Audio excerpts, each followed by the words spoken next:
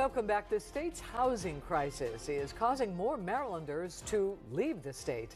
That's according to a new survey from Maryland Realtors. Casey Baylor live on your corner in Baltimore City with those results. So, Casey, the organization says voter responses to this year's survey are alarming.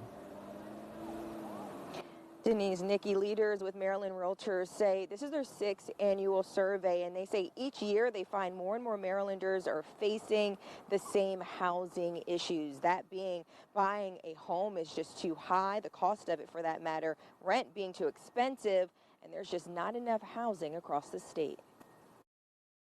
My mortgage is high, so. Property taxes are high. I'm surviving, but surviving is not thriving. For some Baltimore neighbors, there's no relief in sight. If anybody can help, help. I want a fixed income of approximately $4,000 a month. I'm on the treadmill. Their thoughts on housing costs are consistent with the Maryland Realtors' newly released survey. Maryland's housing challenges are getting worse, not better. The study finds 90% of survey voters say the cost of buying a home in Maryland is too high. 88% say rent is too expensive, and 62% believe there's too little housing for people with moderate incomes. Marylanders are stretched thin, and they're asking leaders to fix housing without making their financial burden heavier. Lowering taxes start from there. Maybe having certain rent caps. Leaders say taxes ranked as the top issue voters wanted elected officials to address, which is causing a strain on their pockets. And survey votes reveal nearly half of young professionals want out of Maryland. That's our teachers.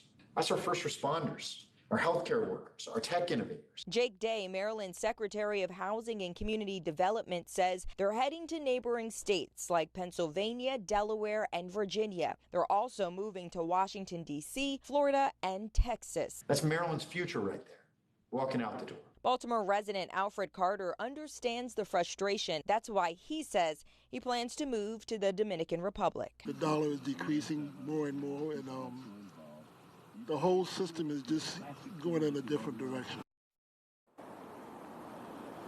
Maryland Realtors also say the state has a housing shortage of about 100,000 units, and in order for Maryland to keep up with the growing population here, they'll need to construct about 600,000 housing units by 2045.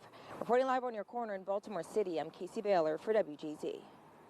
Casey, thank you.